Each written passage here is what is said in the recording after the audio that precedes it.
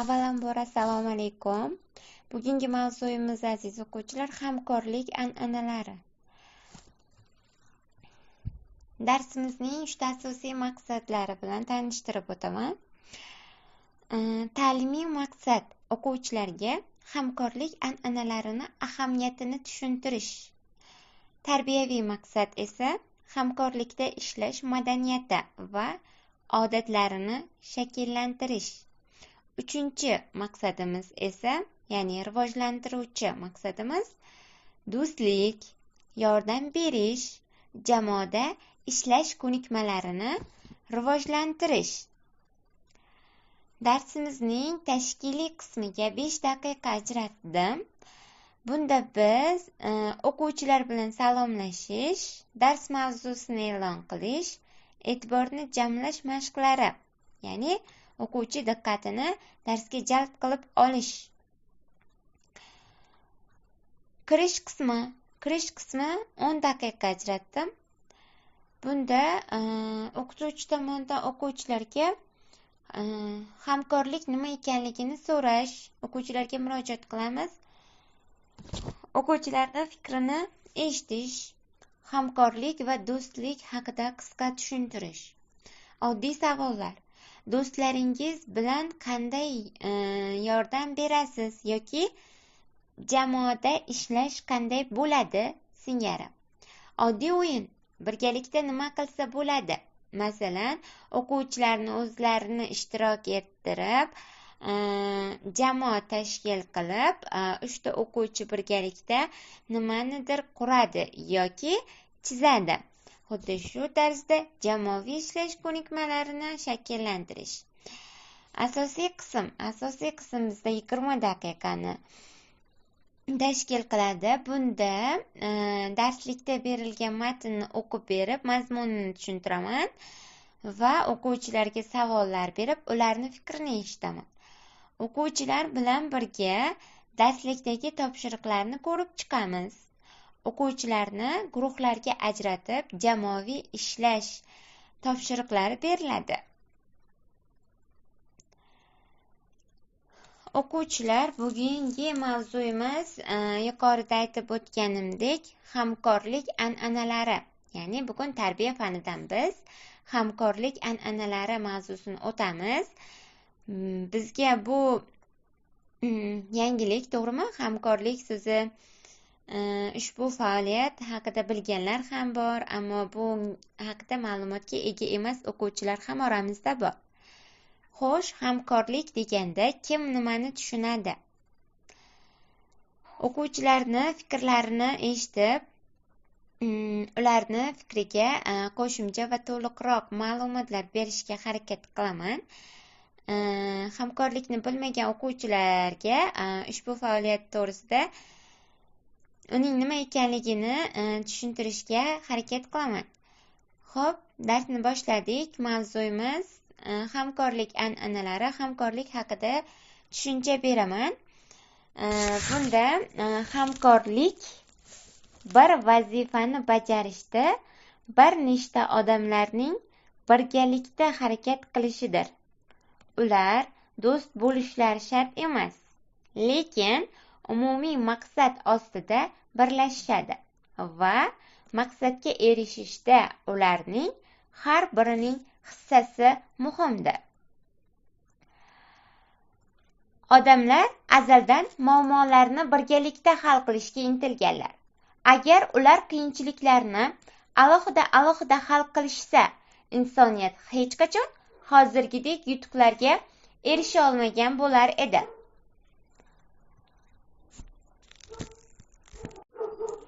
Inson bir o'zi uddalay oladigan ishlar ham bor. Bunday ishlarni har kim o'zi bajarishi kerak.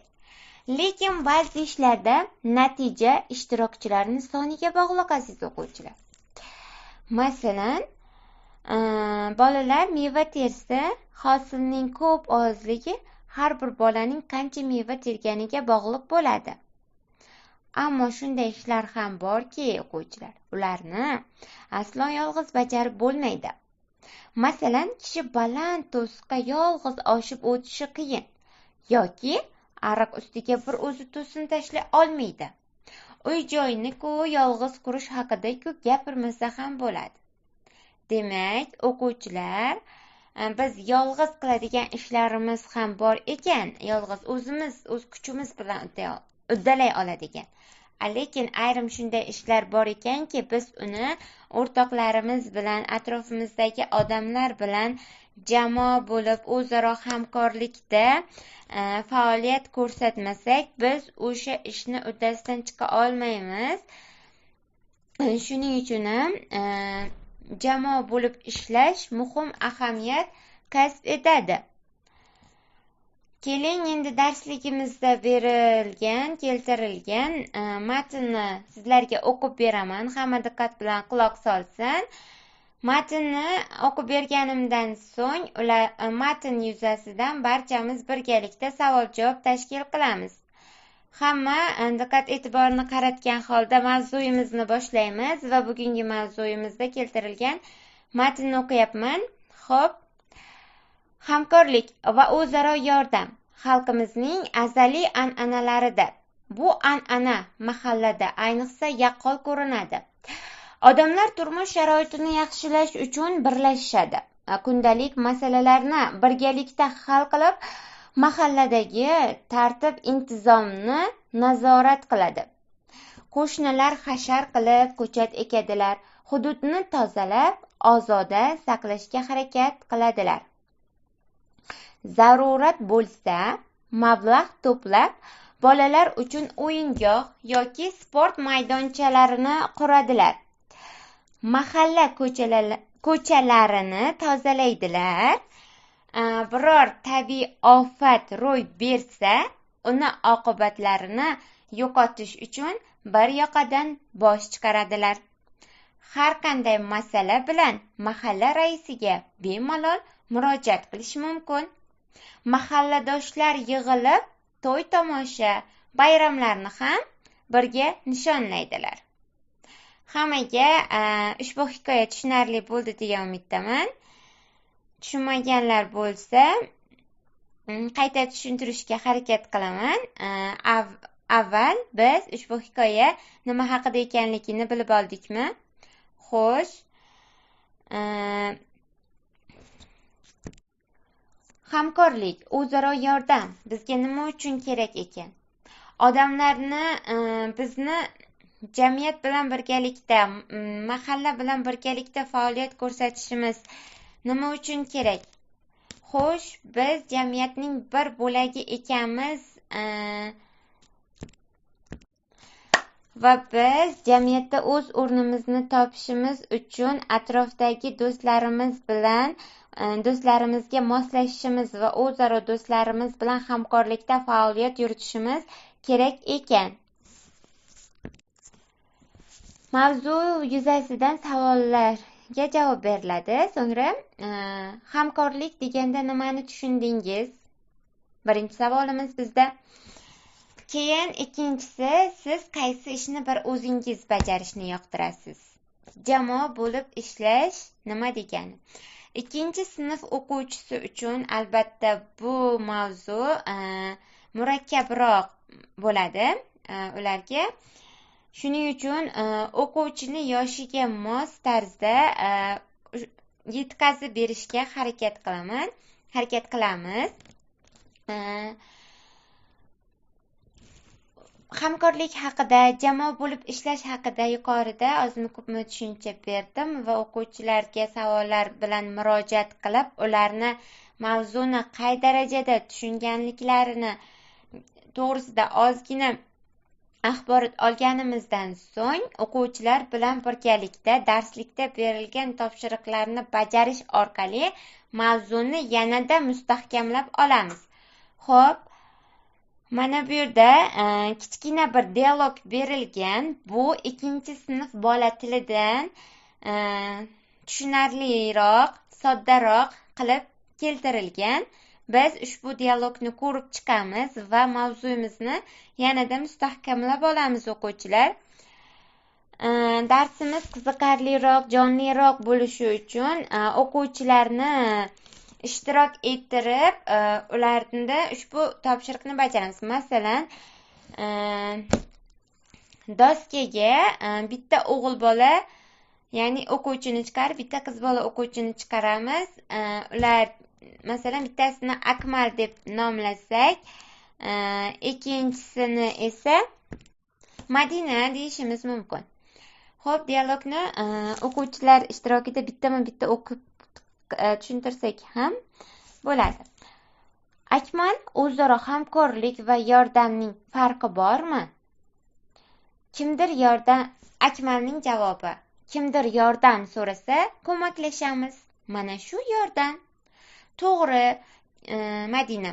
Kimdir og'ir ahvolga tushib qolsa, yordamga muhtoj bo'lib qolsa ham unga ko'maklashamiz. Akmal: o'ylashimcha, hamkorlik bu bir ishni bir necha kishi birgalashib bajarishidir. Madina: maktabda sinfimizdagi bolalar bilan birga spektakl tayyorlagan edik, esingdami? Akmal: ha, esimda. Mana shu hamkorlik. O'quvchilarni ishtirok ettirib, sahna ko'rinishi tarzida ushbu dialogni, ushbu topshiriqni bajarib o'tsak, ularni o'zlarida tushunishlari oson bo'ladi. Darsni o'quvchilarni faollashtirib olamiz, darsga qiziqtirib olamiz. Xo'p, davom etamiz. Mana xuddi shunday o'quvchilar bilan birgalikda ularga sahna ko'rinishi tashkil qilishimiz mumkin. Turli xil rollarni berish orqali o'zaro hamkorlikda, masalan, qaysi o'quvchi qaysi obrazda yaxshi o'ynaydi, qaysi o'quvchi qaysi jarayonda o'zini namoyon qila oladi. Shu orqali jamoa tashkil qilinib, jamoada har bir kishining o'zini mas'uliyati borligini his qilishi, har biri o'zini namoyon qilsagina o'sha jarayon yanada yaxshiroq natijaga erishishini o'qituvchi tomonidan tushuntiriladi va o'qituvchi rahbarligida ushbu faoliyatni amalga oshirilsa, o'quvchilar yanada mavzuni tushunib olishlari yaxshiroq bo'ladi.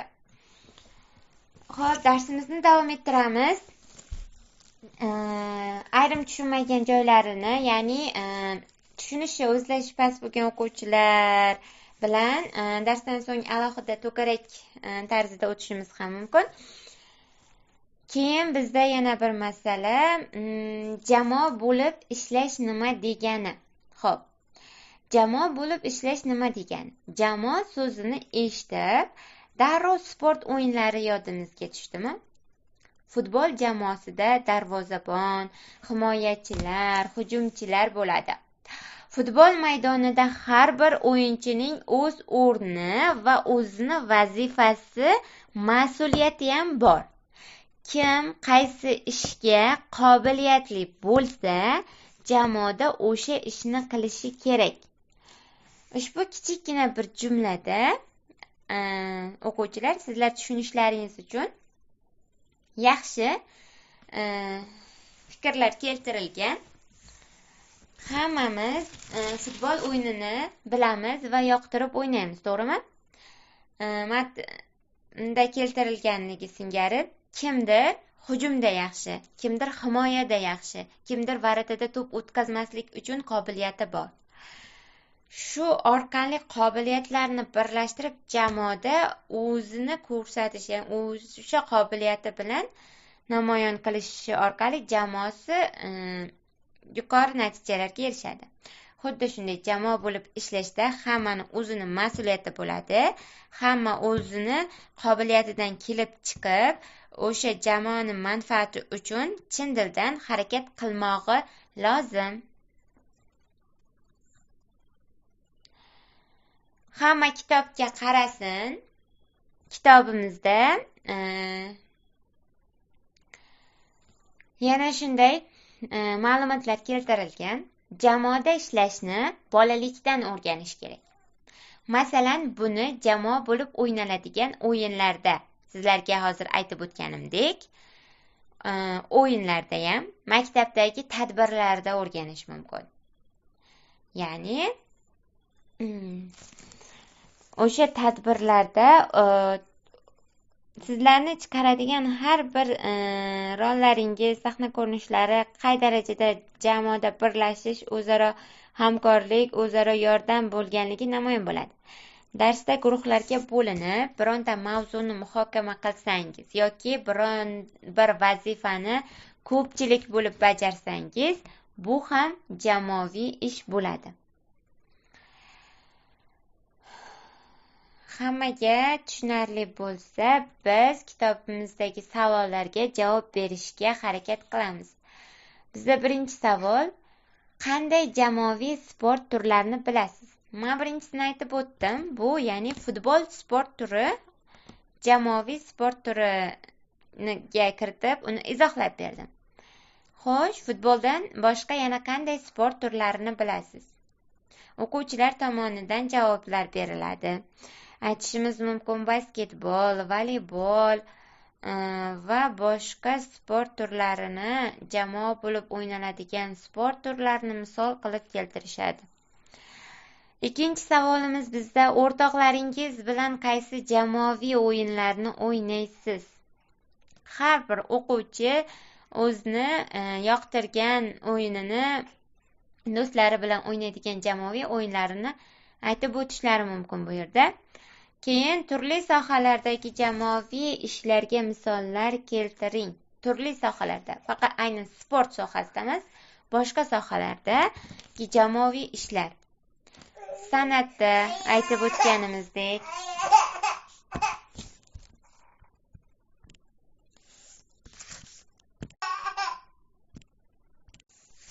xo'p, davom etamiz. Biz katta bo'lsak, o'zimizni qiziqqan sohamiz bo'yicha o'z kasbimizni tanlashga yo'naltiramiz. Kimdir ishbilarmonlik sohalarini, masalan, biznes sohalariga qiziqishi mumkin, tadbirkorlik sohalariga qiziqishi mumkin. Xullas, har bir sohada jamoa a'zolari bo'ladi, o'quvchilar. Albatta, siz katta bo'lganingizdan so'ng, o'z kasbingizni egallaganingizdan so'ng, ushbu jamoaviy tashkilot, jamoa a'zolari bo'yicha yanada tushunib, moslashib borasiz. Kitobimizni keyingi topshirig'iga qaraymiz. Ishbilarmonlik sifatlaringizni rivojlantiring debdi bizga. Ya'ni tartibli, hushyor bo'ling, ishni vijdonan bajaring, sabrli bo'ling, yaxshilikka intiling, shaxsiy fikringiz bo'lsin, lekin boshqalarning fikrini ham hurmat qiling. Hammaga tushunarli bo'ldi deb o'ylayman. Bizdan so'ralyaptiki, hushyor bo'ling, tartibli bo'ling. Darslarni o'z vaqtida qilish kerak. Darsga iloji boricha kechikmasdan o'z vaqtida kelish kerak.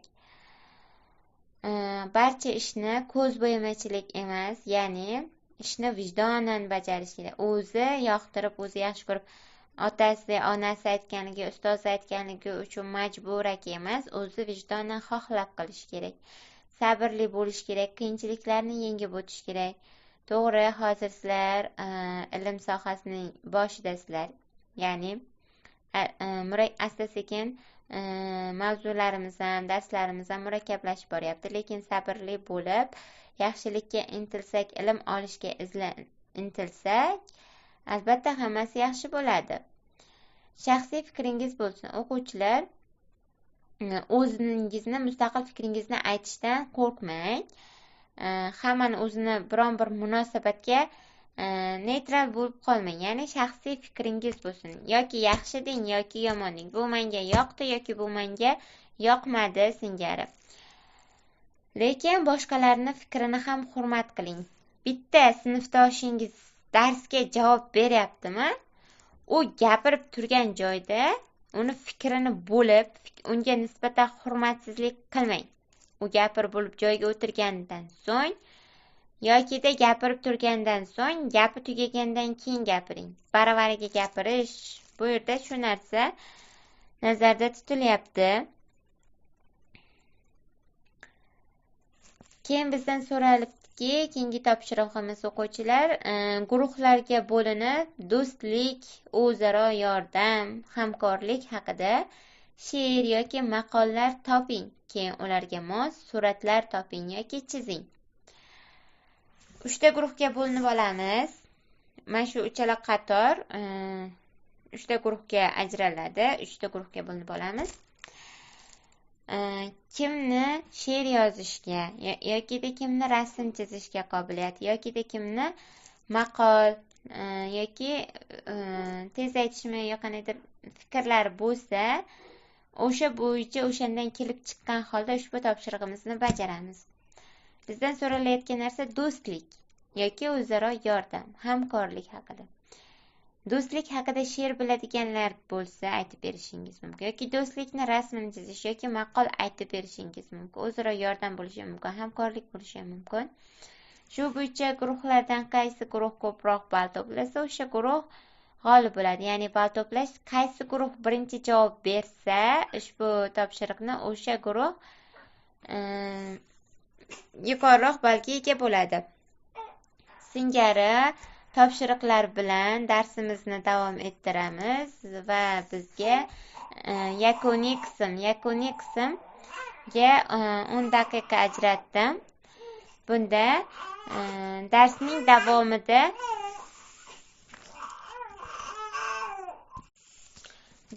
davomida o'rganilganlarni umumlashtirish, xuddi yuqoridagi topshiriq asosida o'sha topshiriqni guruhlarga bo'lib ajratganimizdan keyin o'quvchilar darsni qay darajada o'zlashtirganliklarini bilib olishimiz mumkin. Hamkorlikda ishlash uchun oddiy maslahatlar berish, darsni yakunlovchi xulosaviy fikrlarni o'qituvchi tomonidan aytilishi. O'quvchilardan bugun nimalarni o'rgandingiz degan savolga javob olish. Qisman javob berganlarni uyiga topshiriq qilib berish. Xo'p. Uyga vazifa rasm asosida siz qaysi ishlarni bir o'zingiz qilishni yaxshi ko'rasiz? Qaysi ishlarni ko'pchilik bo'lib bajargan yaxshi? Nima uchun? Eng kuchli odam ham bir o'zi qila olmaydigan ishlarga misollar keltira olasizmi? Singari shu 3 savolga javob topib yozib kelish, darsda o'rganganlari va uyda ota-ona yordamidan foydalangan holda o'quvchilar rasmga qarab ushbu savollarga javob yozib kelishni uyga vazifa qilib beraman. Hammaga uyga vazifa tushunarli bo'lsa, keyin baholash qismiga o'tamiz. Baholashga 5 daqiqa ajratdim. Darsda faol o'quvchilarni baholash, ya'ni bergan savollarimga javob bergan va darsda quloq solib o'tirgan darsdagi faol o'quvchilarni baholash. Keyin jamoaviy ishlarni sifatini baholash, qaysi guruh kreativ, qaysi guruhda tezkor singari jamoa guruhni ishlarini baholash. Shu tariqa darsimizni yakunlaymiz. E'tiboringiz uchun rahmat.